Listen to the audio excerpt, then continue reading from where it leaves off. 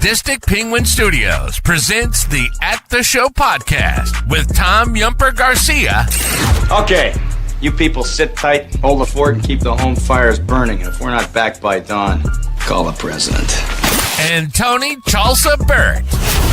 I don't know this industry jargon, YP, MP, whatever, okay? All I know is that I cannot get a record contract. We cannot get a record contract unless I take these tapes. It's almost time, so grab a drink, get your popcorn ready, and join the film discussion with two guys from Chicago talking movies.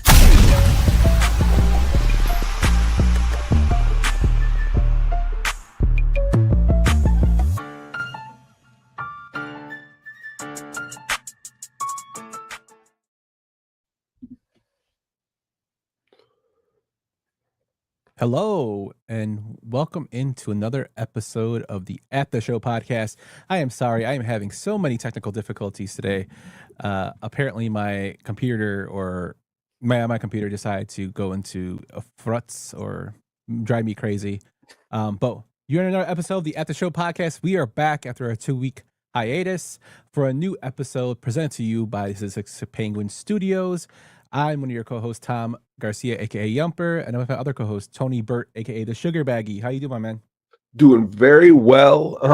I just realized after every show that we've done, I have to make sure that I have to run to the bathroom really quick because who knows, we're doing this show and I never want to need to use the bathroom. I know it's a weird fact. I'm sure everybody does that. So on our long ones, you be holding it pretty long then, huh? Well, I do, and actually I make it, and that's the greatest part. But there's just something in my mind that's gonna tell me I'm not gonna this time.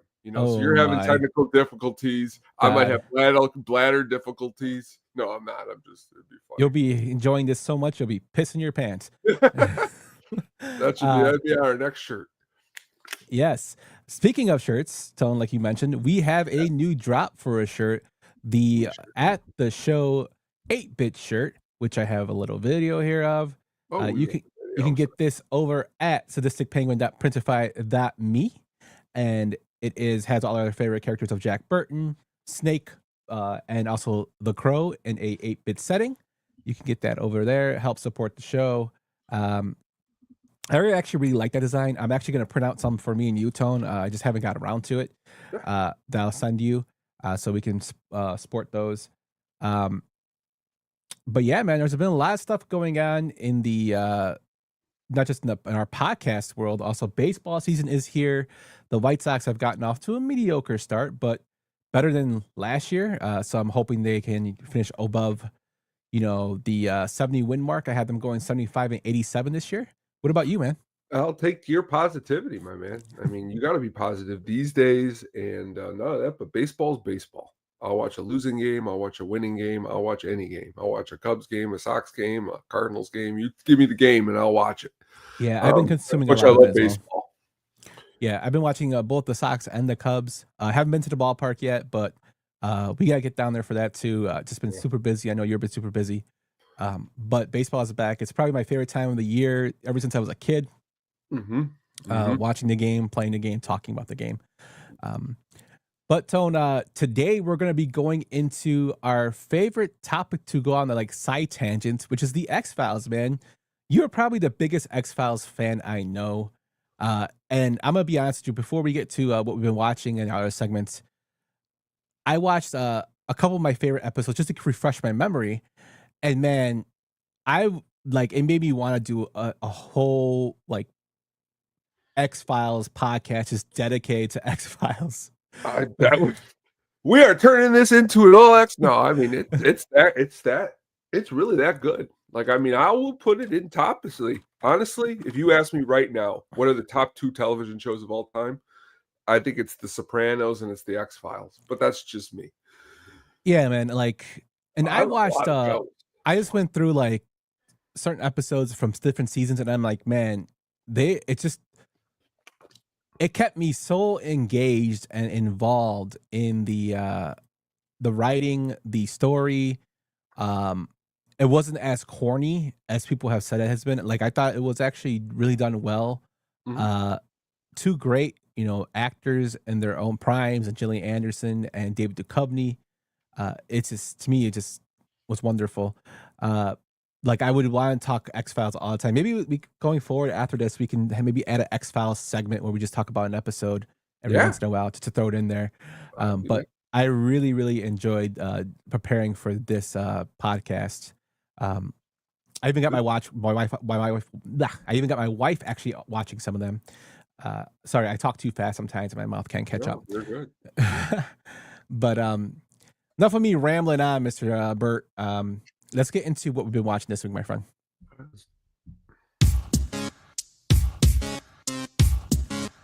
That's a me. And also, what were you just watching? So what were you watching this week, my guy? Two movies that I will watch this week. I'll start with the very first one, which was Primate. I don't know if you've heard of this movie. It came out in January. It is a horror movie. And this was the type of movie that as soon as I was done watching it, I really wanted to just call and text you and talk to you about it. But then I said, well, that's why we got a show. We could do it right here live for everybody. I had a lot of fun with this movie. You're looking for a real cool, real quick on its feet, really kind of, it's got some really good graphics for what it's doing, and I had a fun time. It's this Primate. It does a really, really good job at selling the character of the monkey. If you've seen the movie Nope, the only part in the movie that was really actually any part scary was the monkey part that like ripped apart everybody. So like this is that part times 100. And he does a very good job, the monkey does, and it's a good movie, and it's something that I think you will enjoy if you like horror movies. Horror, I think, is back. From reading things, we're just gonna keep getting really good horror movies. It's funny you mentioned Nope, because when I saw the trailer for this movie, I automatically thought about that, and I'm like, please, be good.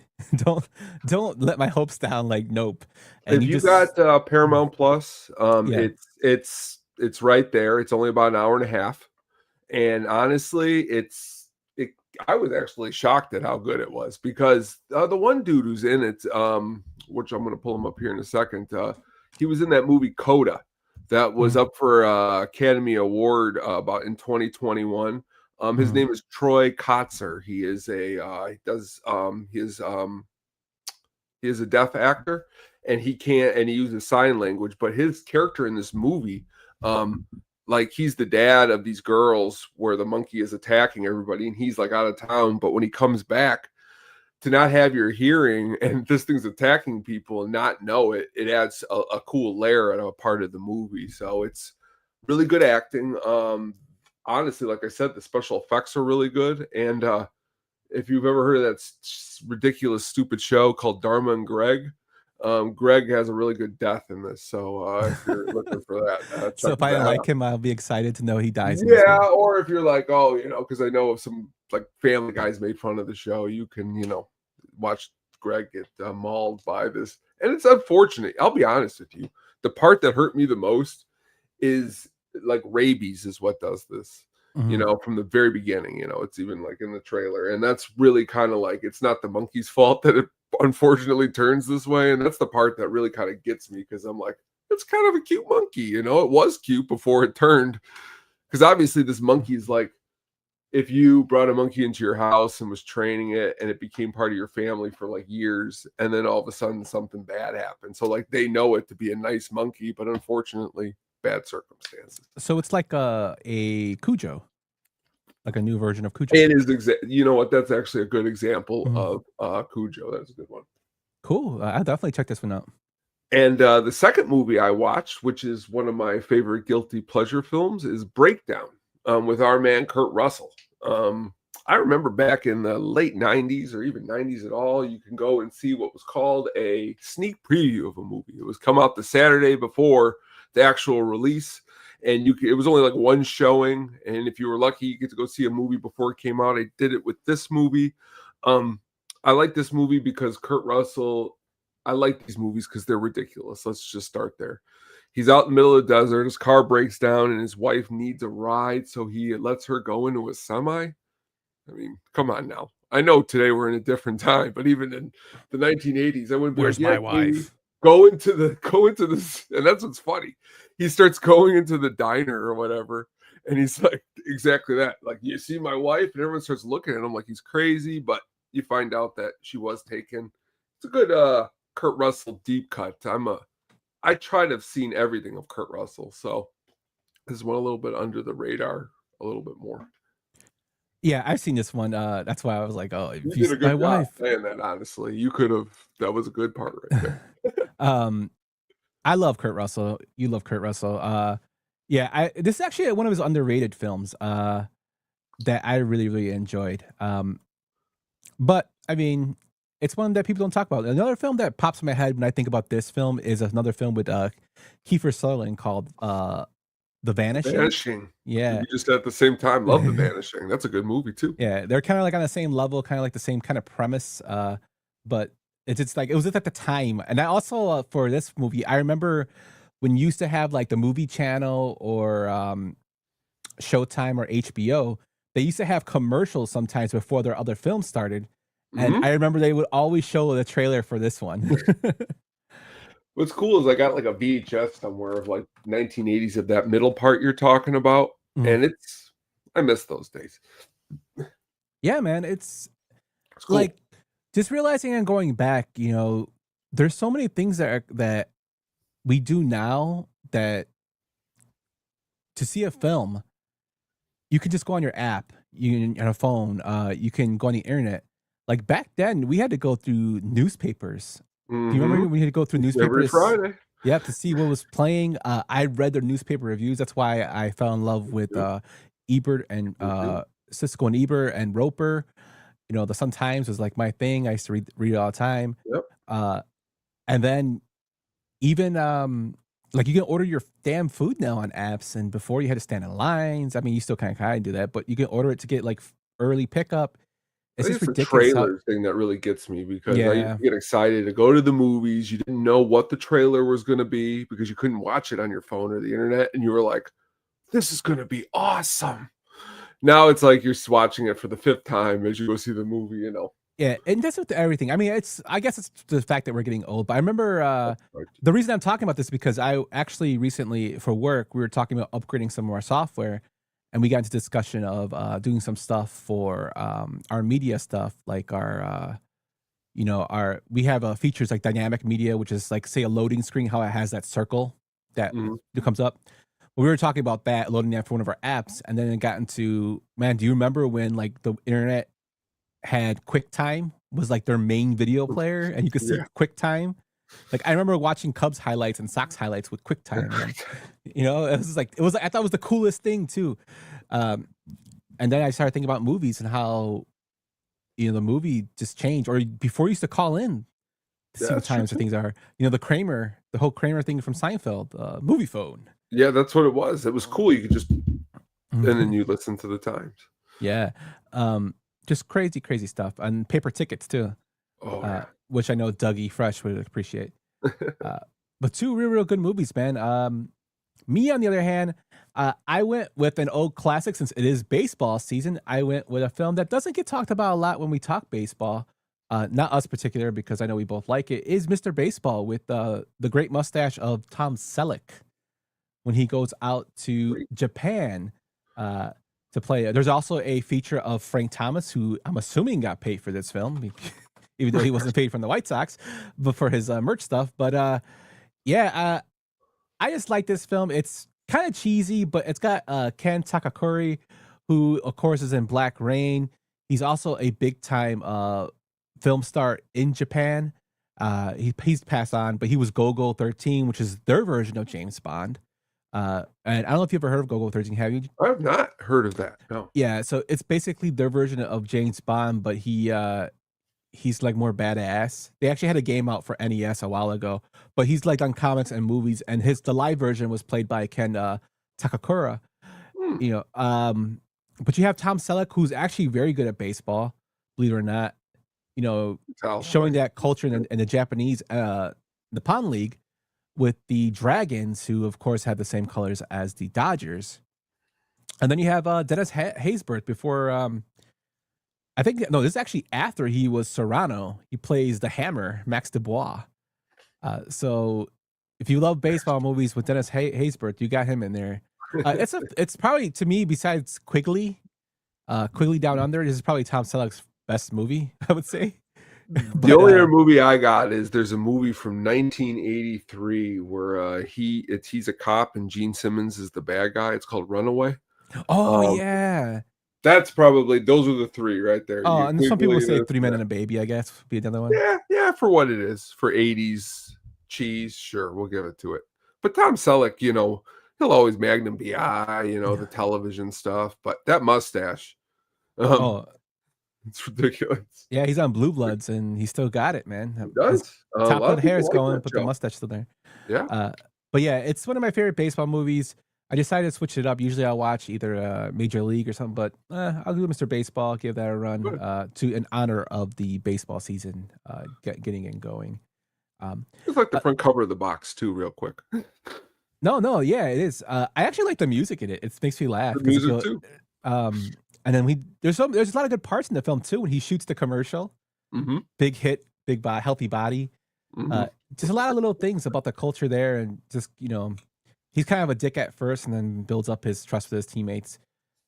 But yeah, if you haven't seen Mr. Baseball, check it out. It's a '92 movie, so it's kind of it's what, 33 years old. Damn, yeah, deep cut. I remember when I saw these at the movie theater, the movie rental store. Me too. That's why I'm talking about. When you said that to me, as soon as you said it to me, the box was in my head.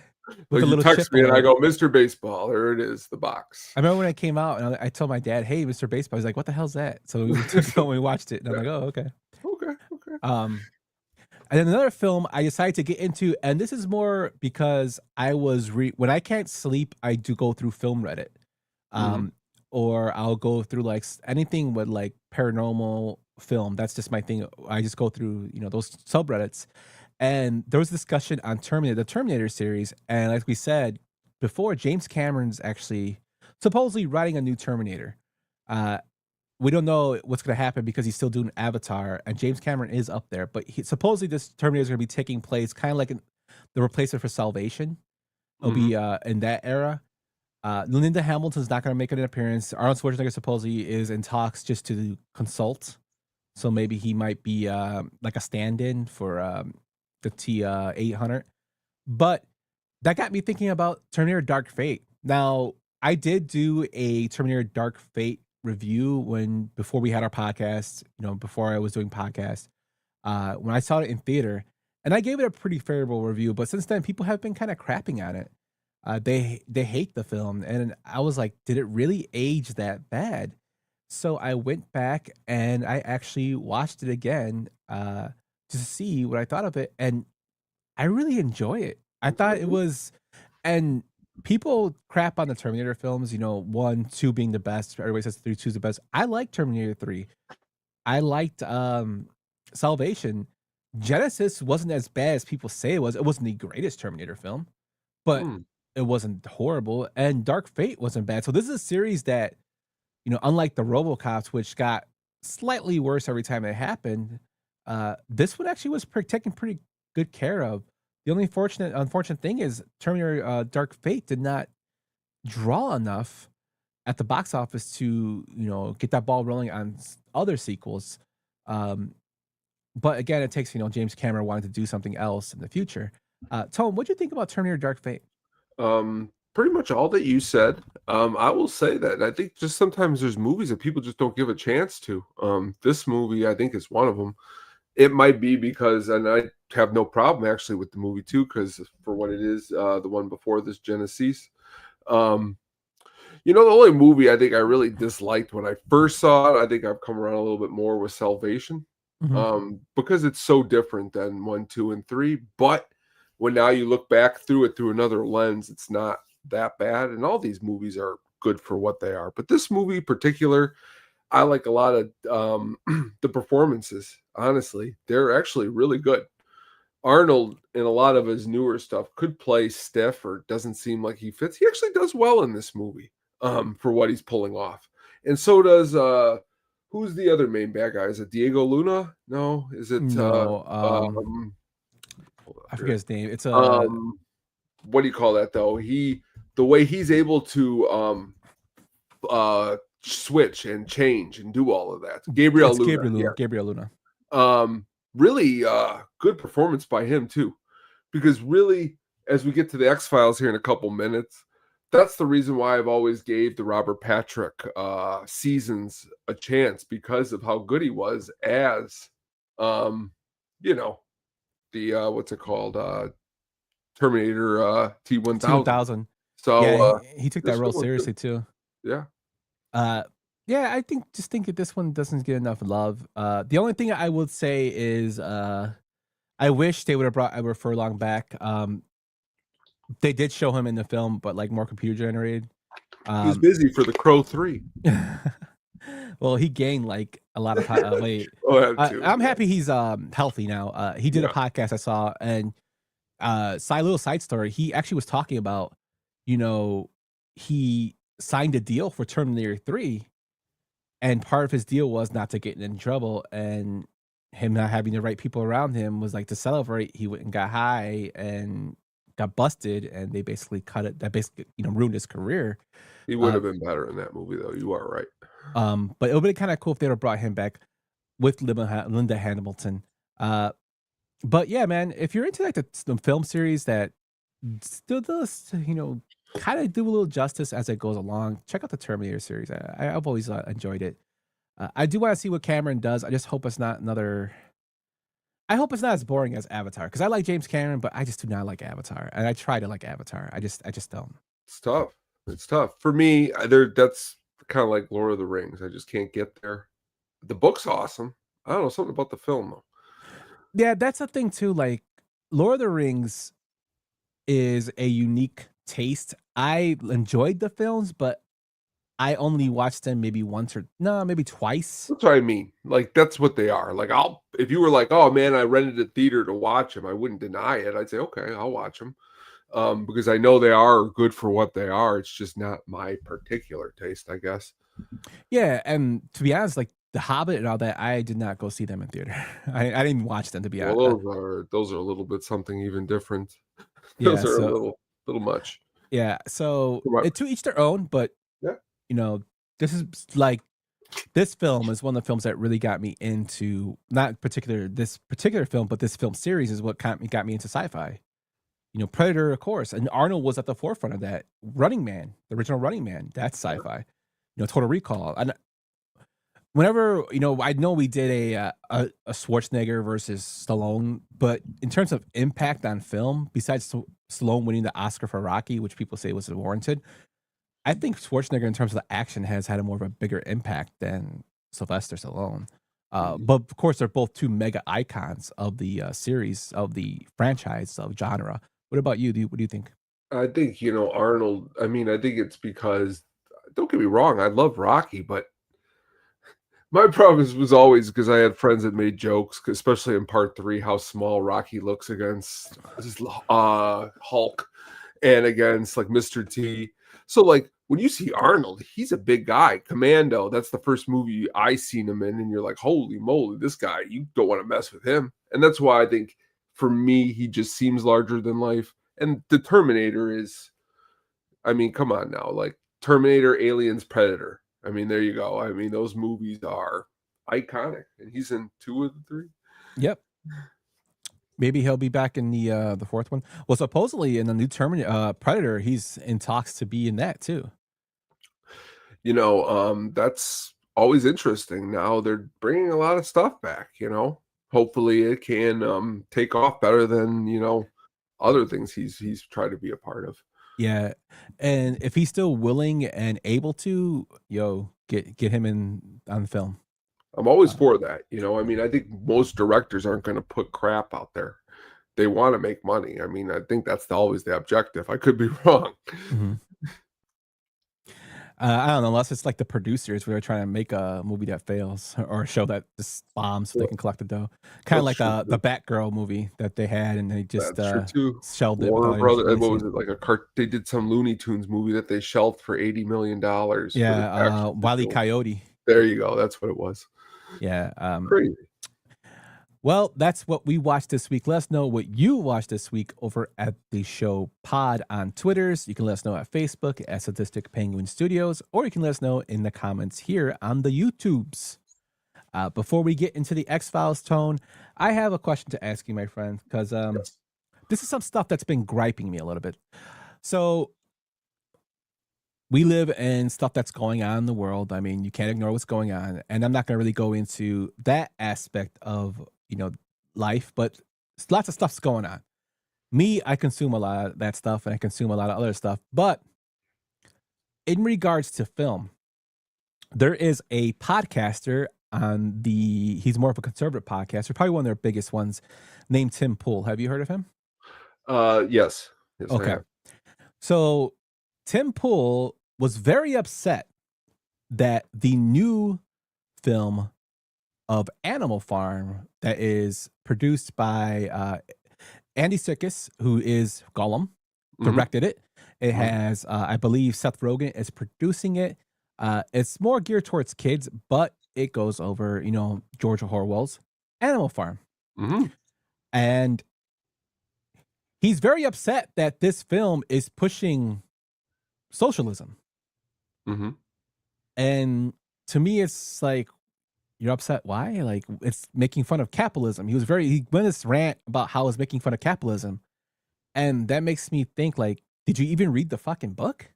Well, I mean, it's ironic you should actually bring this topic up, because yesterday we read chapter 3. Okay. We're 3 chapters into the 10-chapter book. I saw the movie that's coming out, and I'm reading this book.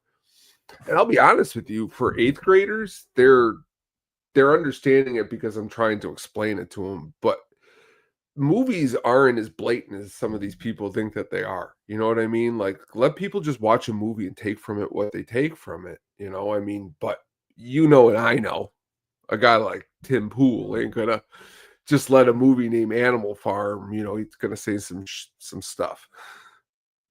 Yeah, but I understand that aspect, but just looking at, like, he's upset that they're ruining Orwell's work. And I'm like, do you know who George Orwell is? Like, to me, it's, if you have a gripe about something, but come out and say, like, be at least factual in your, and I know we're talking about a podcaster here, but when it comes to film, it's like I'm saying, oh man, they're ruining Sylvester Stallone's career, making him play a mobster. That guy's not even really fully Italian, but what the hell,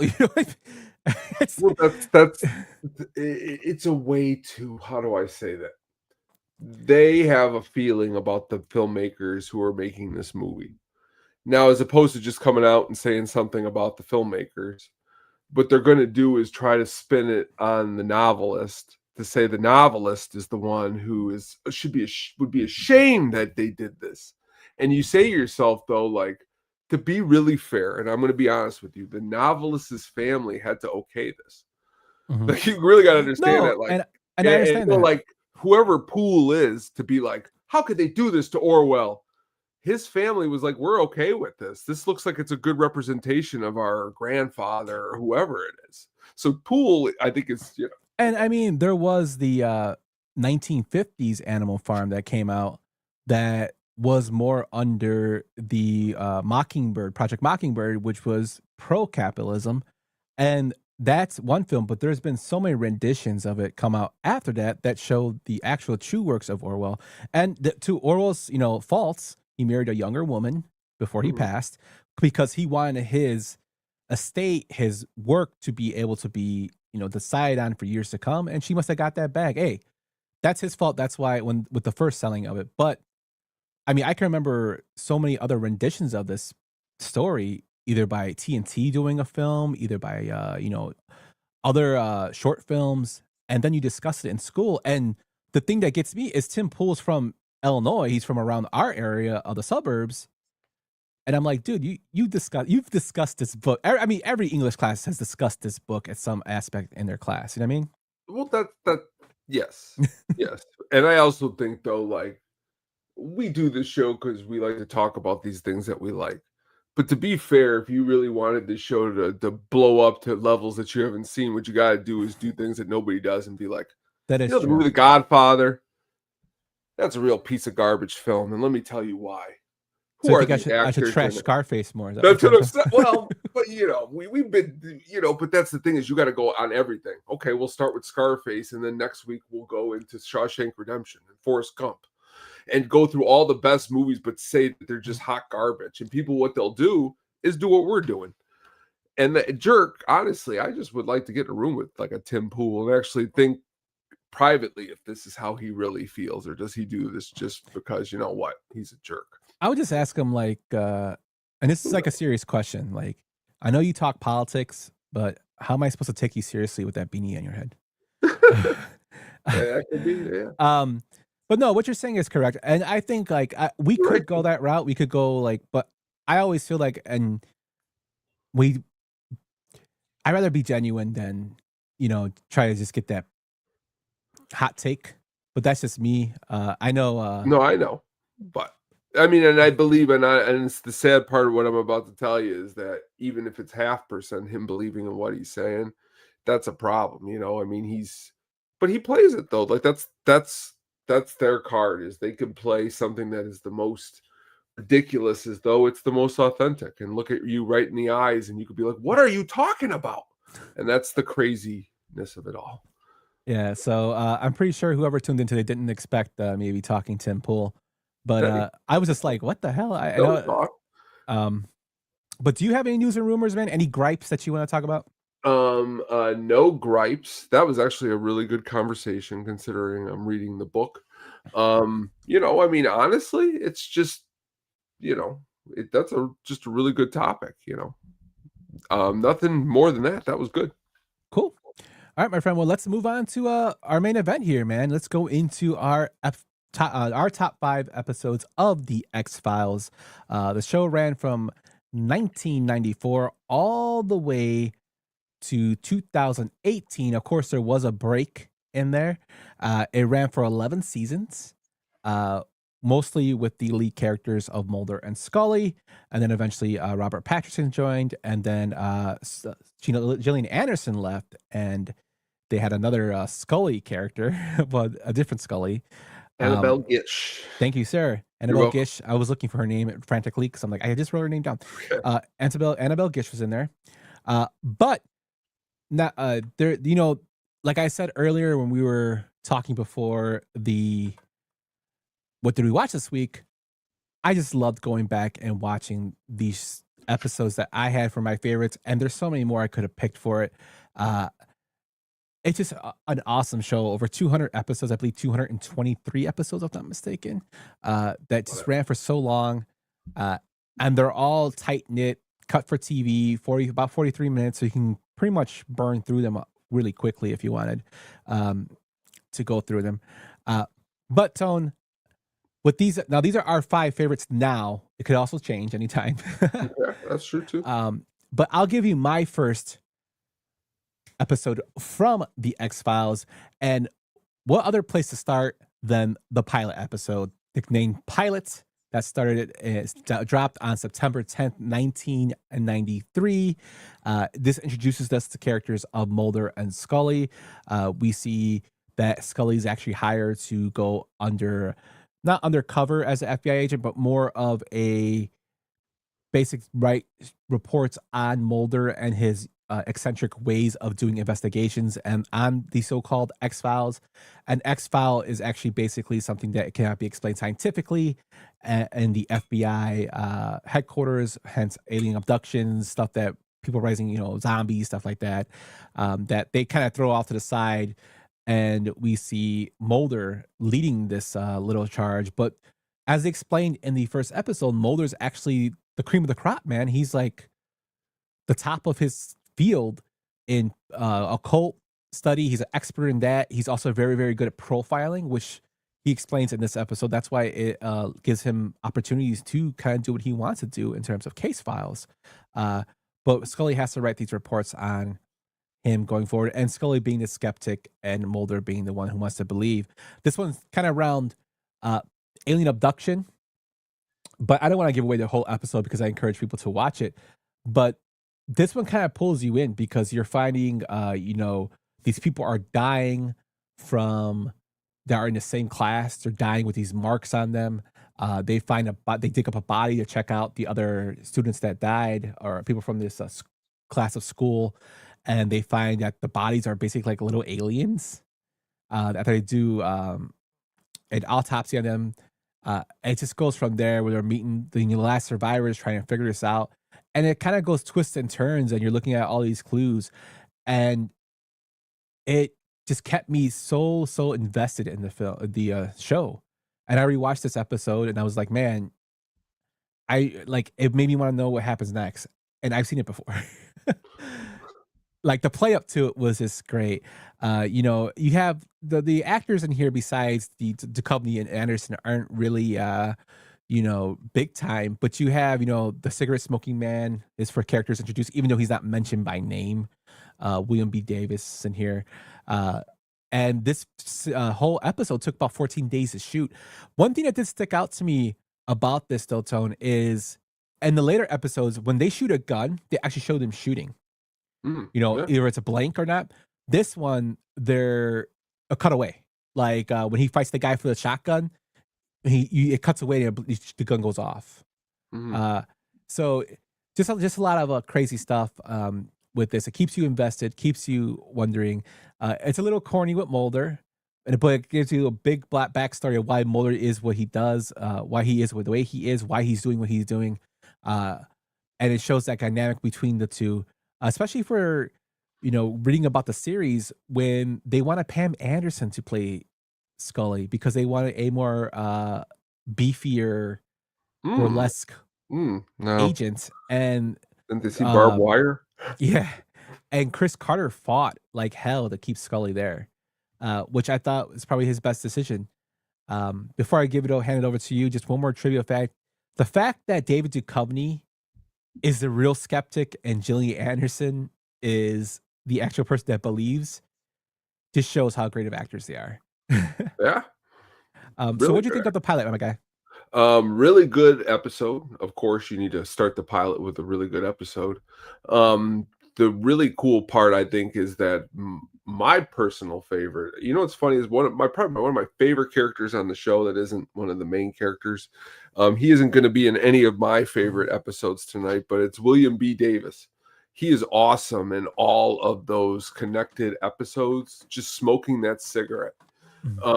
Just a really cool character. It's one that you can really see and feel because what they're going for is like that mysterious, like back in the old days, a deep throat from like All the President's Men, like somebody who you can't see, you don't really know who he is. But then that's what's cool through the show. You learn more and more and more and more about him. Very interesting stuff. It's just like you said, it's a really, really cool episode. It really gets the show started. You're introducing these characters for the first time, and Chris Carter just does a really good job at doing that. And the director for the episode too, Robert Mandel, he does a really good job at filming what they're trying to show. Yeah, and it's kind of this also gives me a lot of like Indiana Jones. He's with top men. When they put the crate away at the end, when they put the evidence away, it gave me that vibe. I really liked the way it's shot. It kept me wanting more. It kept me wanting to know what's going to happen next week. I remember I didn't see the pilot when it was first released because I was like 8 years old. But I did watch the X-Files when I was, on TV. I remember the commercials for them. I remember watching them. And when I went back and watched the series, the pilot always stuck out to me. I'm like, man, how can you not get started with the first episode to get you really into it? So that's why I picked this one as one of my favorites. Well, it was a good episode, and it was a good pick. Which one did you pick, man? All right. Next, I got up here. Oh, sorry. Here. Next, I got up here. We got Squeeze. This is my first favorite episode here. It's season 1, episode 3, which is really an awesome episode if you have not seen it, which is pretty much the whole entire episode is their standalone episodes, which are probably my favorite of all the episodes because it's kind of like Tales from the Crypt. You get a new episode, something different, a different monster. something that is just honestly cool. And Monster of the interesting. week. Yeah, and David Duchovny is really funny on the show. Does a really good job at some of those different things. So this episode is really good for being scary. The main character, Eugene Victor Toombs, played by Doug Hutchinson. What's also awesome is that I won't say that I'm not going to pick this other one as another episode, but they do a sequel in the same season with the same character called Toombs, which is his name. So it's cool. You get the same character, really scary stuff. Donald Logue, who is awesome in so many different things. If you have not heard of him, he's in everything from the Zodiac to the Cloverfield Paradox, Jerry Maguire, all over the place, Gettysburg. But does a good job in this episode too. But you get to see kind of how the show's going to be breaking off from just doing the alien stuff. So doing a first episode like that with Squeeze, and the FX in this episode are really great too, because the whole episode is this character's got to he could squeeze into any little tight spot, and it's just really creepy and weird. One thing I'll always remember hilariously is my dad would tease my sister that Toombs was going to come out when she was sleeping or something like that, and she didn't even know what the hell he was talking about. But that's what was funny, is that it's just a really episode that sticks with you in a lot of cool ways if you like awesome horror movies, actually. So it's funny you picked this episode because it's actually one of my favorites I listed down. So before I get into my explanation, me and Tony did not share our list with each other. No. We did this blind, which is hilarious. So this is one of my favorite episodes because of everything you just laid down. The monster of Toombs, to me, was something that I haven't seen before in anything. Like at the time, it was creepy as hell how the first time you're introduced to the character, he's in a damn vent. And they're like, what are you doing in there? And he pulls out a dead cat. And I'm like, what the hell is he doing? So then you're thinking, well, maybe he wasn't the guy that was in there. But as they go forward, they find that he is the person going around eating people, like parts of people. It just freaks you out. And at the ending always stuck out to me when he's in the locked room and they have the little slot for the food trays and he's staring at it laughing because he can probably get through it. And it cuts to black after that. And you're like, what the hell happened? That to me, it was perfectly done. And yes, it was part of the Monster of the Week thing for the X-Files. That was like a running kind of like gag with, X-Files fans. Oh, the Monster of the Week. But this one's perfectly written. And for a third episode, it's like a home run. You're hitting home runs like left and right. And this one always stuck out with me. So, and just to even go on, because I have the actual sequel is actually my favorite episode of all time, which is Toombs. And that one, it gives more of a backstory of who Toombs is. He's basically this mythical creature that's been killing people since the early times. He goes into 30-year hibernations and he goes into this like a cocoon. That shit was crazy as hell, man. That was that episode was the first season, the 20th episode of the first season. And they played off this character. I wish they would have had even more of him. But, but unless you watch, what happens. But just the whole fact, it was so perfectly done. And like you said, they're one-offs. The first one was just him one-off. You don't know what happens.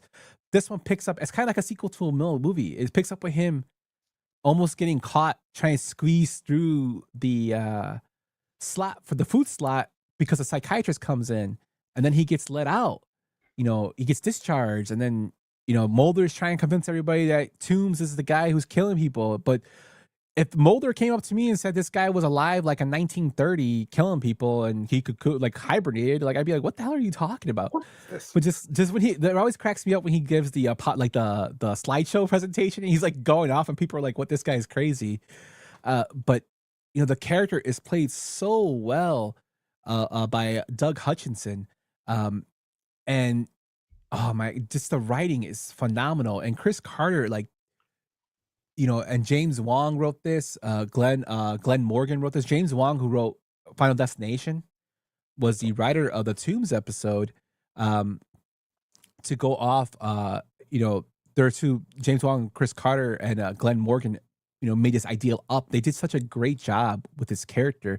He's probably one of the most iconic characters of the series, and the series has been 11 seasons. I mean, there's so many characters, but the guy from the first season that only appeared in 2 episodes, that's ridiculous. It's pretty, like I said, it sticks with you, man. Like he's got those red eyes. Yeah. And like you just like it's creepy, and like you said, that whole cocoon part, that's really creepy. Yeah, man. That when he goes up to him and sees it's like a blue light at him when he's in there, and he makes that sound. I'm like, what the hell? It was like creepy, man. He was weird looking as a normal guy. Imagine him as a monster, Oh, God. Yeah, it's ridiculous. I love the aspect of it. I love the imagination of it. It takes a lot to get you up in the scary feels, and this one made you so paranoid because he could go be anywhere. He could fit in anything. Yeah, that's what was scary about it. Yeah, I loved it. The funny thing is, Hutchinson actually had originally penned a screenplay for the X-Files, which he would have acted as a prequel, like origin episode of Toons, but never got made. Oh. But yeah, he's considered the most prolific and iconic monster of the week in all X-Files lore. But it is awesome. And then if you go back to the episode My Struggle in 2016, there's a picture of Tooms on their wall to show like his iconicness as in the X-Files. Just a great character, great story writing. If you want to see 2 episodes, I encourage you to see Squeeze and see Tooms back to back.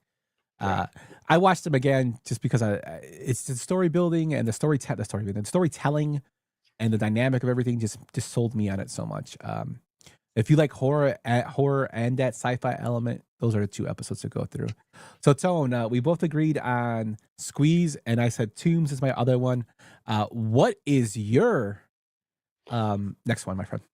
All right, I'll start dipping into a little bit later into the seasons here. I'm gonna go season 5, episode 12, which is gonna bring me to Bad Blood, which is going to star to me the most ridiculous Patrick Renna, who you will know from the great Sandlot.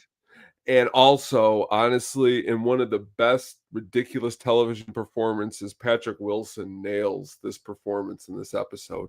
What I liked about this show, like Tales from the Crypt too, my favorite show of all time, is they could switch the knob on like comedy. They could do some comedy.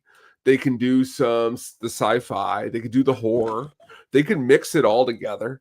And this episode kind of mixes like the comedy with the horror, and it's ridiculous because what you get is that classic Mulder tells his side of the story, and then you go through all of it, and he sees Scully one type of way, and then Scully tells her side of the story with the same stuff happening, but her way.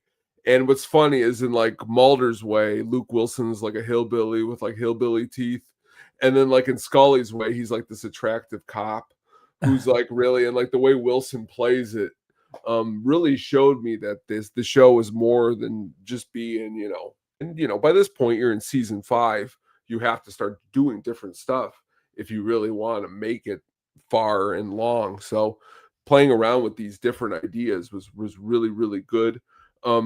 Another one of my favorite characters on the show was Mr. Agent Skinner, Mitch Pileggi, Shocker, or we can call him from Wes Craven's Shocker. But again, his seriousness he was like so dead serious. It was ridiculously hilarious. And I always enjoyed his character too. And he shows up and he's always questioning what's going on. So I just got to throw it out to him. But for a fun episode, I really like this one. It's written by Mr. Vince Gilligan, Breaking Bad, Better Call Saul. So now you know that like this show produces good writers. And that's really why these shows are awesome, because some of the greatest writers of other television shows have spawned from this show. So it's kind of like this was their college to get out and go do their vision of what that is. But they can write some really good scripts, and this is one of them. Yeah, I just shows that I picked a perfect partner for me for the At the Show podcast, because when I seen him in an episode I'm gonna talk about after this, I was like, oh yeah, I forgot the Shocker was in here. Shocker. But yeah, you nailed it, man. This is considered, Gillian Anderson considered this in a Ask Me Anything on Reddit in 2014, I think it was. She said this is her favorite episode. And I think it's awesome because, like you said, they gave two sides of the same story, but just from different point of views. Yeah. And in real life, when you talk, it's going to be like that. People have different perspectives. And I love the aspect of that writing. It always cracked me up that the Hambino was the vampire, because I'm like, he still looks like a kid even today. I mean, He does. And you got Luke Wilson, a young Luke Wilson in here. It just made me laugh. But great episode. It starts off with basically them in the office explaining why Mulder drove a stake through a kid's heart, which I'm like, holy shit. But masterfully written. The guy who wrote Breaking Bad wrote this, so you got cream of the creme stock on this for writing. Cool effects too, the glowing eyes to vampires. And I found that they achieved this by putting fluorescent stickers on the actors' eyelids, which I thought was kind of cool. Yeah, and I mean, I'm telling you, it looks still awesome. Like, it doesn't look, it looks way better than a lot of other things that came out then. Yeah, it's really, really done well. For as much of ridiculous as I gave Patrick Renna being the vampire, he plays it really well as Ronnie Strickland. So I thought, it gave those actors kind of availability to get out of their comfort zone, or their typecast zone. And it's kind of cool if this show was that vehicle for them. Really, really good episode, man. I really liked that one too. That was on my top 10 list. I just didn't pick that one. And to be fair, I got the list here, so I should have probably felt that you could go for Tombs, and I could have went somewhere else. But that's what I'm doing over here. I got so many awesome episodes, so that's what we're trying to cover here. Oh, and that's man, why it's so awesome to do something maybe later down the line. A little thing here, a little there, because there's just so much here to do. Yeah, it's just so many episodes. And since you went later with season 5. I went even later with this episode, just to show that even though the show had kind of run its course, it still had those moments that were very, very good. And this one's actually from the last season, which was one of my favorites. Season 11, episode 8, Familiar. It was written by Benjamin Van Allen, and director Holly Dale actually directed this. This one, to me, stuck out because of Mr. Chuckleteeth. Now, those who don't know who Mr. Chuckleteeth is, go on Google and look him up. He is probably one of these scariest looking damn creatures, or kids, toys, characters that I've ever seen in my life. I remember I watched this today just to refresh, and I couldn't, fathom how these kids in this damn episode were in love with Mr. Chuckleteeth. His song is horrible too. Mr. Chuckleteeth, we're going to be playing forever. This episode revolves around witchcraft and hellhounds. And although Mulder and Scully are older, and very old, in particular in this one, there's this the blends of comedy on it crack me up. When Scully's arguing with the cops saying that, they're investigating a child that was actually that death of a child. And when they're asked, why they're going to keep this case open because they think it's an animal that killed him, she's like, well, there's so many reasons why. And she lists off, and the cops push back. and Mulder sticks up for her. And then when we were walking away, she's like, "Oh, thank you for sticking up for me." He's like, "You're my homie." And when he said that, I'm like, "What?" It's just so corny, but it's hilarious. The comedy between the two. And then there's like the Teletubbies like rip off in here. Did you see? I'm talking about these Teletubbies Yeah. Oh, look yeah. freaky as hell. Oh, yeah. It brings back that horror feeling with a great story. Alex Carter does a great job as Chief Strong. You got Jason Gray Stanford as Edgar's, and then Anna Strong, of course, for Aaron Chambers. Just all good acting all around, and a lot. And the great thing about this episode is, even though we're in episode 8 of season 11, right towards, I think there was like only 2 more episodes left, they're still going back to the classics of Stephen King. Because if you watch the X-Files, you see that they pulled a lot of visualization or tribute to King's works. Just, whether it be the red balloon, whether it be the dog from Cujo, any little thing in there, Tommy Knockers symbolism in there, any little just reference to it. Like, it's not an actual direct, oh, this is Stephen King. It's more of like a symbolism in it. And they show it in here with the familiar, which is basically this demon or entity can mimic to draw people into the woods or kill them by either the hellhound or whatever. And before the main kid in the film, this episode, Andrew is drawn away. He's wearing the yellow raincoat, which everybody knows Georgie from It. I just love the symbolism there. I love, all the aspects of it. And for me, even though the series is kind of running its course, I thought, this still, like, it was a banger to end with, in the last season. What do you think about this one? Really cool, like you said. It's funny as you say all those things and the way that it was written. That's why the title's familiar, because it's like things are familiar, but it's like in this creepy way. And just like X-Files, they do it and pull it off really elegantly. Yeah, they did a great job with it. I really, man, it's Mr. Chuckleteeth just fucking creeped me out, man. He was a strange man.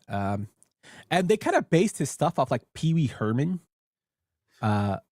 which I thought was like, wow, he has like the little door behind him, and like he does that little stupid dance. To me, it's just, oh yes, I got him pulled up here. Yes, yeah. My God, I can't believe it. It was just. I'm trying to get a picture up before we got to yours, but man, it's just, oh my goodness. Yeah, I don't know, man. Let me see if I can share my screen here and just show you Mr. Chuckleteeth really quick, so people on the YouTubes can see him. And if you want to check this out, you can check it on the YouTubes if you're listening audioly. But let me see here. Here we go, Mr. Chuckleteeth. So right here, man, look at him. Look how fucking creepy that is, dude. Like Dead Silence times 20. Yeah, and it was inspired by Goosebumps Slappy the Doll. I can see that. Part of it was inspired there. And then you have, like this part where he's looking at the kid. And I'm like, if I saw this in the woods as a kid, that would scare the shit out of me. Yeah, be pretty scary. Man, and then the whole, the PDF that they first claimed killed the kid, that gets beaten and then shot in the head. I was like, damn. Yeah, that dude, he just got shot in the head. There was no like cutaways, shot in the head. But I think it's because wasn't X-Files on like HBO its last few seasons? I'm not sure. All I know, it was on Fox even when it came back. Okay, it's kind of always been on Fox. Okay, so they might have just I know they got the, like, you could watch them now, I'm pretty sure, on it. Yeah, you can watch them on Disney, I think. Which is what I watched them back on. But it was gory when they shot him in the head, and like I was like, oh man. But yeah, Mr. Chuckleteeth, just look up that guy and listen to that stupid song. But that's my other episode. What's your next one, Tone? All right, I'm going to go here. Let's see. I'm going to go with season 6, episode 21. We're going to go on a field trip. I like this episode because this episode is like, to me, like this stuff is deep. Like this episode to me is like deep. Okay, so like what ends up going on, and like this is crazy because like I'm like watching this movie and I needed it like explained to me by my dad because like, that's how like when I first saw it was like that's how mind-boggling it was. Is there's this giant hill, okay, and technically this giant hill is like a big, huge psychedelic mushroom that swallows the people inside it and makes you see things, and you start hallucinating to the point of death, and that's pretty much what happens to them on this hill. The episode starts really kind of crazily with some people out hiking, and they get a headache, and then things just don't go well from there, and they're turned to some skeletal remains. Not good stuff. So you know you're in here for pretty much something that isn't good at all. So Robin Lively, who plays one of the characters in this, she's been like Doogie Howser and some other stuff like that. Just a real interesting plot. It's again very deep because when they're in this hill, in this mountain, they start seeing things, and there's like a yellow substance that is like leaking all over them when they're in the giant hill, and they're like in a comatose state pretty much. So pretty much it's crazy, and this is kind of where like Walter Skinner also just figuring out what's really kind of going on. And that's what's crazy throughout the show is that like there's times where he really believes in what they're saying, and there's other times where he's just like, no, Mulder, you're wrong, nothing you're saying is correct, which he's just not really paying attention. But it's just interesting how it really, and that's what's crazy too, is that a lot of these shows and episodes end open-ended. You know what I mean? Like a lot of them, it's not like they solve them. It's not like they got it all locked up. You know what I mean? It's generally brushed under the rug, kind of blows away, and you never see it again. It's kind of weird and cool. Well, I think it's to leave it open-ended to keep the mystique or mystery of it out there. What makes and it cool. that is another thing for this. Which I like this episode as well. You know, you explained it really, really well about the yellow substance that gets into them. I always think of that image of when they show the people up there, they're all dirty, and that they find the skeleton remains of, they're dirty and they're laying there, and they do that aerial view that always stuck in my head, that picture Creepy. of it. Yeah, just a great episode. Very, very it gives that to why people die or vanish, that is outside of the alien aspect. And what people don't, that might not know is for the X-Files, a lot of it is based off folklore that is actually, we've heard as kids or communities or in cultures. They take everything like that and they basically spin their own story off it. El Chupacabras in this, which it's not one of my favorite episodes, but it's a totally different telling of it, and I thought that was really done well. And I like that aspect of the show, how they add that little thing of reality or truth in there. Hence the truth was always out there. But this is a really good one, man. Really, and it's in the season 6, so we're still going strong, with them. And I do find it hilarious that the name of the episode is Field Trip, which I always thought. I know, isn't it? That's even the one you just said before, familiar, because that's what it's a very familiar but like new for the X-Files. It's cool. Yeah, man. So for my final one, Tone, my 5th one, I picked season 2, episode 4. Sleepless, and it is directed by Rob Bowman and written by Howard Gordon. Now, Howard Gordon had worked on 24, and he was a producer for the X-Files for a long time, for the first 4 years. and then he did Homeland. He did Beauty and the Beast. Just good stuff from Howard Bowman. He won 3 primetime Emmys, so I mean he's cream of the crop, in terms of stuff like that. This one, reason I picked it and I loved it so much, and I'm pretty sure you can guess why, Tone, is because of the great Tony Todd. Oh, This is, of course, Tony Todd's coming fresh off, I believe is right off Candyman, if not mistaken, or it might be just before Candyman. But no, this is a little after, just a very little bit this after. was in 95, I think. Yeah. So he, so a little bit after. Basically, the whole aspect of not being able to sleep due to an experiment, basically driving you nuts, being able to control the reality of people through their subconscious. It's really, really done well too. Even though the character is doing bad things, you understand why he's doing bad things, and you kind of feel for him.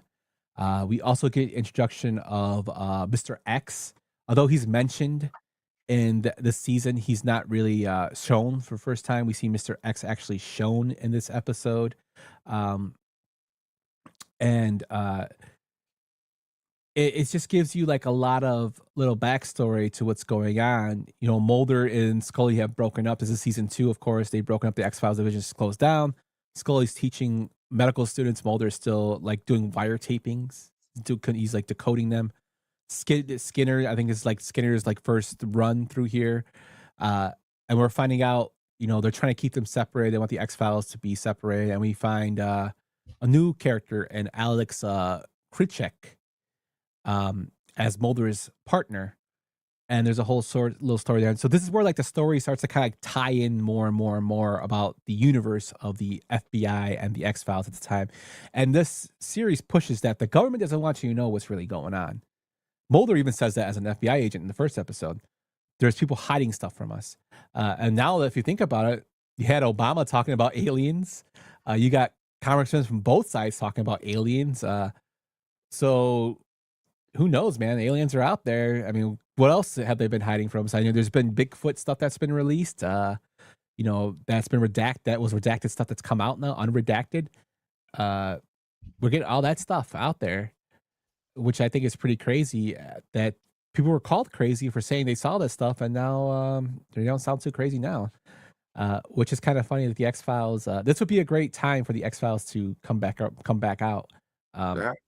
But this episode was great acting by Tony Todd as Augustus Cole or Preacher, and I just love the aspects of when he shows people like their faults, the stuff that happens, like the guy with the Vietnamese people because they're all in Nam.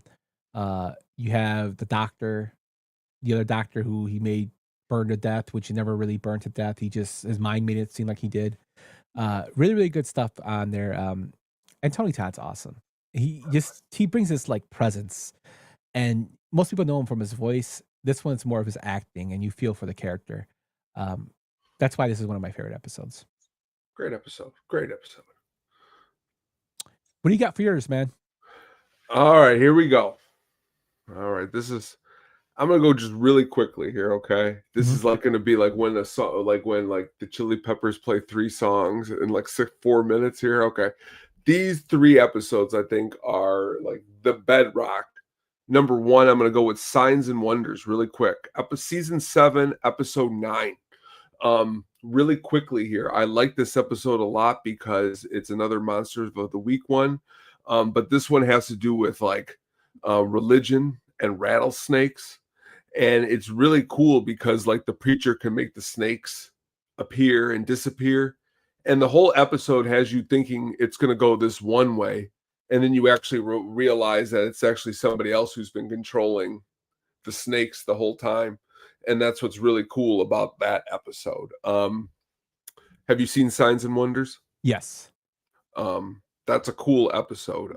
Second one really quick, which is who I thought you were going to go with before you said Tony Todd, who is equally as awesome, but the one with Bruce Campbell, Terms of Endearment. I would be renowned if I do not bring up this episode because of the fact this episode is actually really awesome. Really, really awesome. And it's one of the ones that honestly in my mind I could think of a lot. My dad excited to show me, and I don't even think he had seen Evil Dead. He wasn't really into like horror movies, but he's just like, this is a great episode. And it was an awesome episode because when you think about it, all these people are getting pregnant and all he wants is a son who doesn't have the tail, so it doesn't look like he's the devil. And all these kids are popping up all over town with fucking tails, and it's just him being fucking Bruce Campbell.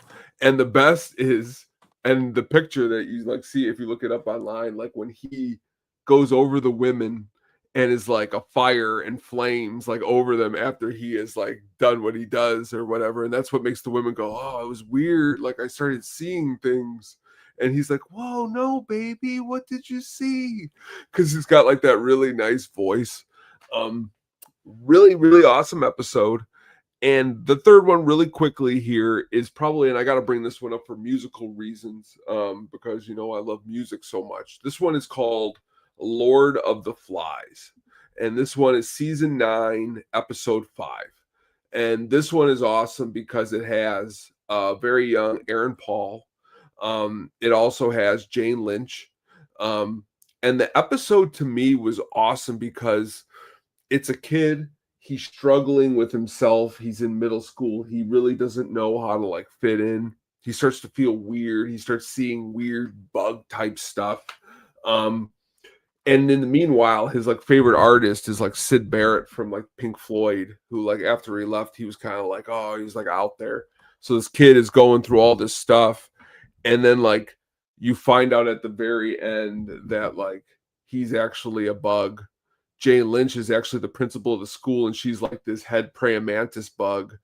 And like the dad is like, when they find the house, that them two are already gone. Cause like I said, you never really ever figure anything out on the show. So they escape. But when they go up in the attic, they find like the dad cocooned. Cause like obviously he wasn't a bug, and they just used him for the seed to make Aaron Paul. But like it's very interesting because the whole episode you imagine this kid really struggling, like growing up to be a teen, like how it is. And Jane Lynch is really good at being like a mother trying to like say, oh, it's going to be okay. But you actually realize that she's just a bug and he's a bug, and she knows how to protect him because it's a bug, and that's they just escape. It's kind of really interesting.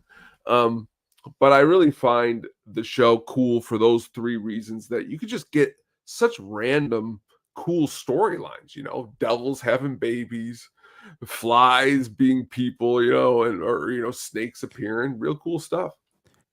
Yeah, man, just there's so many great ones. For just like a couple ones I had on the side as well, I'm gonna go rapid fire 3 just like you for to finish this out. One of the episodes that I liked a lot and that I think about all the time is Quagmire, and that's season 3, episode 22. Reason being is because it's basically based off Champ. Champ is our version of Nessie in Georgia. Basically, it's our version of the Loch Ness Monster. They find people dying out there. They think they eventually find out it's not. But the ending of the episode of seeing Champ actually appear in the water at the end as Mulder walks away, again, leaves everything open-ended. I love that aspect of it.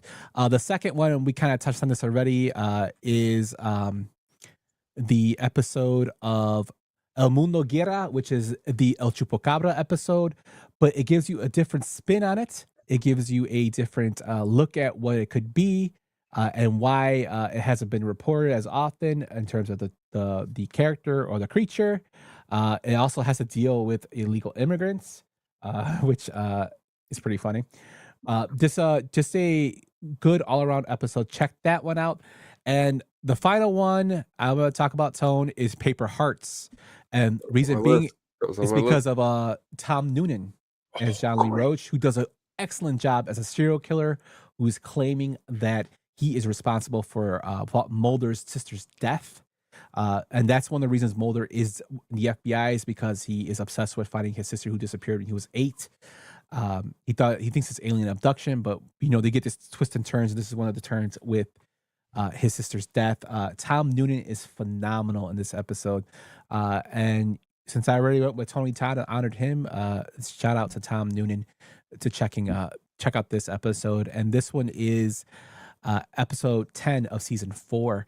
Now, we rapid fired those last 6, 3 and 3.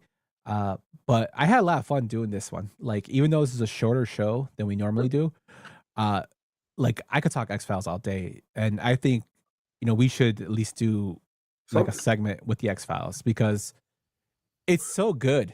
Well, and now that that within the next 5 or 6 months it's coming back, that people are going to be going back and going to be looking at this stuff. So we could be on the forefront of starting to bring the X-Files back. Hardcore, man. Let us know what you guys think in the comments or on the Twitters. Yeah, and please don't reach out to us. And I know I didn't bring up Brian Thompson from Cobra because he does a great job. Pretty hair all over this X-Files as one of the alien bounty hunters. He does.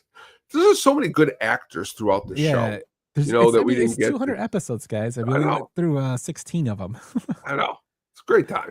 So that just shows you how great of a series it is.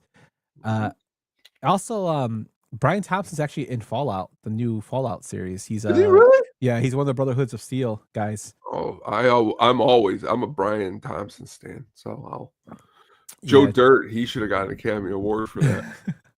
I liked your GIF earlier. Every time I see Brian Thompson, I just think of him going, "You want it, don't you, pig?" Imagine 11-year-old Tony just walking around saying that and needing to be told to stop. I want your eyes, pig. I want them. Dude, I want them. I wish they released the director's cut of that because it looks so good. And like the way he plays that character, fucking scary, man. And when he tightens up his like gloves and you hear the leather like tightening, it's as a kid, when you watch that, I was scared. And that night, but like what's funny is I'd turn to my dad and be like, I want a knife. Like I never had any knives in my life. I still don't. I looked at him and I go, I want a knife like this. Like the spikes on it. Ridiculous, man. Ridiculous stuff, man. Cool though. But that is our X-Files episode. Let us know if you guys like this. We can do more breakdowns of TV shows or paranormal, whether it be anything. We're trying to venturing out. Movies is great, but it's also kind of cool to look into this stuff that guys really interested into film and movie making and stuff like that. And this is one of the shows that was very, very foundation building for me in terms of loving film and storytelling. That's another great episode with the carnival. The carnival Hummer, I think it's Hummer, something like that. I think it's called. Yeah, that's a really good episode. But yeah, X-Files have always has a soft place in my heart, and Tone, I'm glad that we can share this one with our listeners. Yeah, definitely.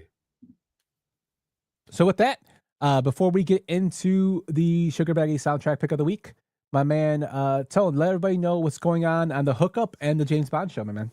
All right, for the Hookup on music, we are going to be back this weekend. Got a lot of new music that has been released. The Strokes, they got a new song. If you're into the Strokes, it's actually really, really good stuff. Yumper, I don't know if you've checked this out yet, my man, but if you have not, I think you should put it to the top of your list because I know they're your favorite band. But if you have not checked out the new Chili Peppers documentary on Netflix, it's really good. And I could get it. We're not going to do it tonight because we got to keep this show moving.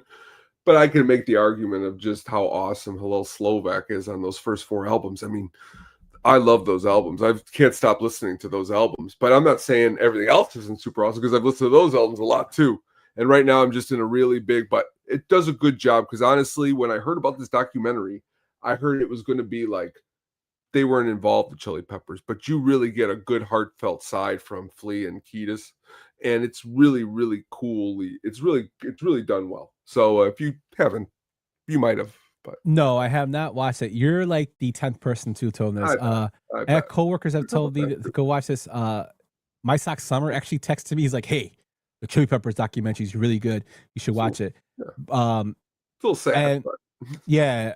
You're gonna put it on a Friday night at like midnight because you might, start tearing up and you're like, "What am I doing here?" Crying. LL, LL and Jack Irons were the 2 original members that are not longer with the Peppers. But LL was very, influential to John Frusciante, who is the guitarist now, to the point where John Frusciante used to go to their shows and LL was a person that would, that told him like, if we ever got big and we're selling out our arenas, would you still love us? And Frusciante always said no, because it would ruin the whole thing. You guys are a small net. And that's why Frusciante originally left in 93 was one, his drug use, and two, he kept feeling like it's getting too big. Yeah, we're getting too big. Like LL was just musically awesome. There's a lot of similarities with him and John. LL has his rhythm is a little bit more different in LL, but John, is John's great. John's great. Yeah, you're never going to say he's not great. It's always that argument, because like let's say I'm a really big fan of AC/DC's first singer, but he dies in '78. But they get a new singer, you can't replace the old guy because he's dead. So what you got to do is say this new guy is great. You know what I mean? Like I'm not going to put him down because at least the band continued. I mean, they make great albums with Frusciante. Yeah, and I think all the people they had in their band, whether it be even Navarro's album isn't the worst. Yeah, Thunderbird on the guitar. You had Cliff Portis on the drums. Even Josh Cliffhanger, who did the two. I think those two albums are like. I know we talked about. I'm gonna tell you something where you're gonna think I'm crazy. I wish I was in the recording studio for their second album where George Clinton was producing it, because it sounded like the most insane madhouse I've ever heard of. Dude, if you read Scar Tissue, Anthony talks about that. How they did a lot of coke, yeah, those two albums, The Getaway and what was the other one? Tone, The Getaway and The Getaway was good. The one with the little fly on the front. It's not. I'm With You. Yes, those two albums were underrated but very good. And then there was a third album they scrapped when Josh left. But yeah, I love the Chili Peppers. I'm definitely gonna check this out. But what got me into thinking was, to pull us all back, you talked about the Strokes releasing an album. When Jenny and I saw the Chili Peppers at the Soldier Field, the Strokes actually opened for them. But before the Strokes was actually Thundercat, which is the bassist. He opened, and then the Strokes came out, and then the Peppers came out. So it kind of brings it all back together. But I'm looking forward to it, and I hope the Strokes stuff is really, really good. In terms of music, man, I wanted to ask you this: if you heard this song called, I'll tell you right now, because Jenny sent it to me yesterday, and it was great. It's called Band-Aid by Paris Jackson. No, but I will listen to it as soon as I get off the phone here. You get Nirvana feels from the rhythm. The riff is Nirvana feels, and I want you to figure out what song it is that you kind of get that from. All right. But yeah, South Arcade released a new song today called Superman, which I thought was really good. But yeah, I mean, I could talk music all day with you. You know that. You ever hear the band 10 years ago? This is their first album in 10 years, but they were called Temper Trap. Yeah. They got a new album, dude. Check it out. It's really good. But that's what's cool about music, man. We could always talk about it, just like we talk about awesome X-Files episodes. Yeah, my man. And then what's going on with me and Cotton will be back for Frame to Frame. We're actually recording an episode Sunday where we're doing the 1950s version of The Fly versus the Jeff Goldblum version of The Fly in 1986. So that's going to be a fun episode. Cotton just watched the 50s version, and it's with a bunch of French actors and Vincent Price, which he thought was hilarious. But, they're both good in their own rights, but we'll see where we can pick apart. If I ever get like big time money cameras, I'd get him in his apartment while he's watching these movies, because he's got to have some commentary just watching this, making comments. It's gonna be great. Shout out to Cotton though, because it makes me laugh what you said, because I watched him when you guys were done with the Bond show. He was talking about that Cubs at the Cubs game when that person fell over in their crack show. Yeah. And he said he was watching it with his wife on the couch, and he's like, "Oh my God." And she's like, What? He's like, "Oh my God, look at this." And she's like, "Oh my God." I guess imagine like Cotton and his wife going, "Oh my God."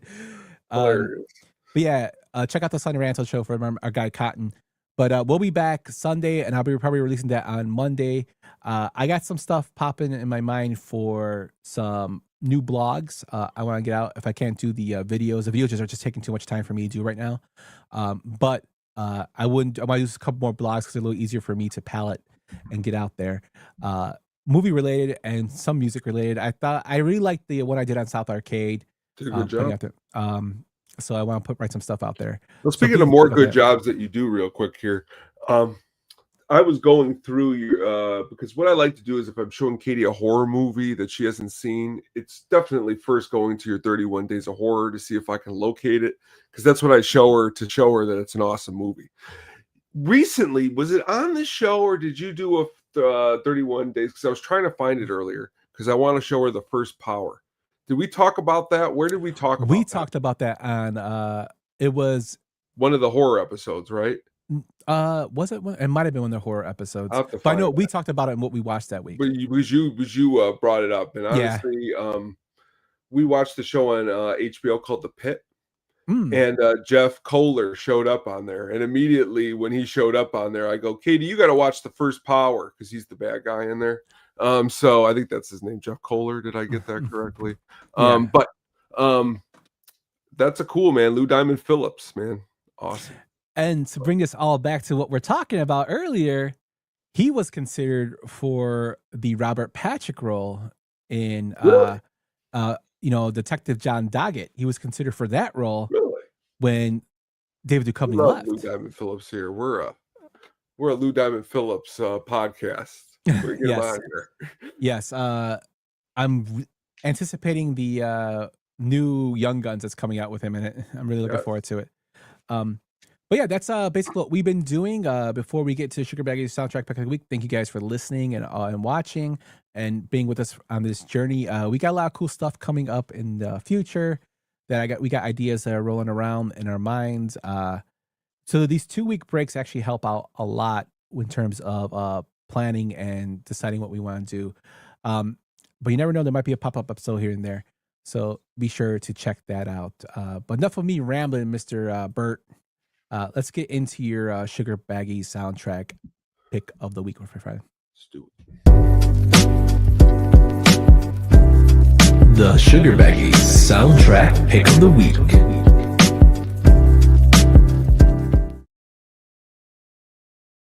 Tonight, what we are going to be talking about is there was quite a lot of music for the X-Files. We'll go with the X-Files, the album, which honestly, that first movie that they came out with was actually pretty good, the X-Files movie. But the soundtrack, Foo Fighters' Walking After You is a pretty good track.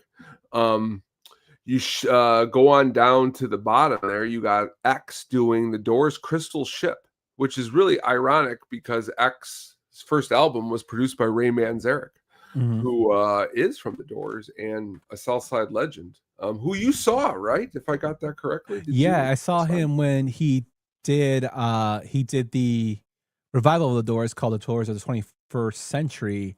It was just him and Robbie Krieger, and Ian from the Cult was their lead singer for John, and Ty Dennis was a drummer. Good stuff. That's awesome. But you go through this, you got Noel Gallagher doing a song.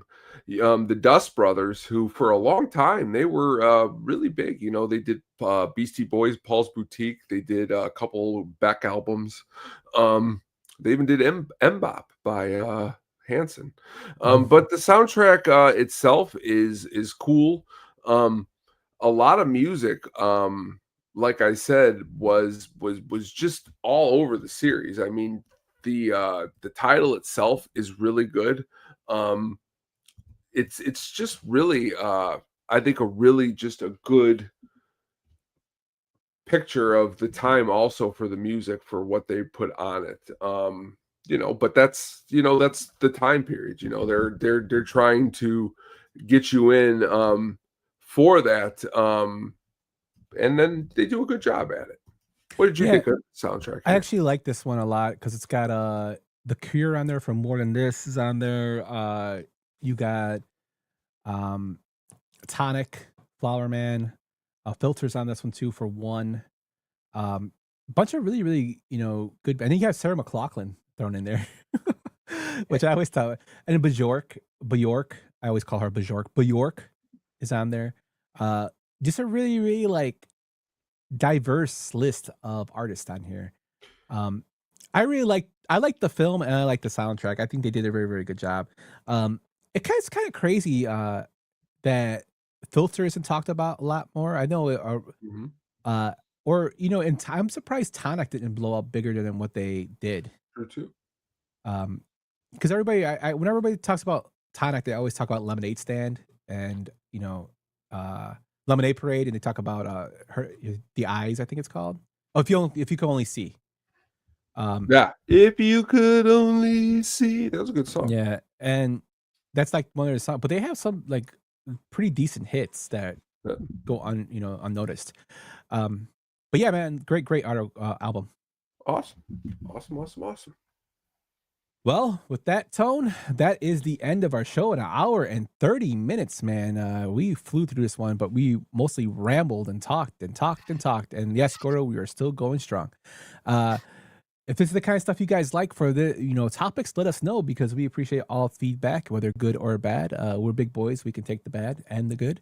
But with that, guys, you guys have a great next couple of weeks. We will be back with a new fresh At the Show podcast. Be sure to check out SaddisticPenguinStudios.com for your blogs, all our podcasts, and other goodies in there. Check out the Hookup on Music. Check out the James Bond Show on our YouTube. Also, Getting Drafting here should be returning, I believe, April 24th. Is it Tuesday?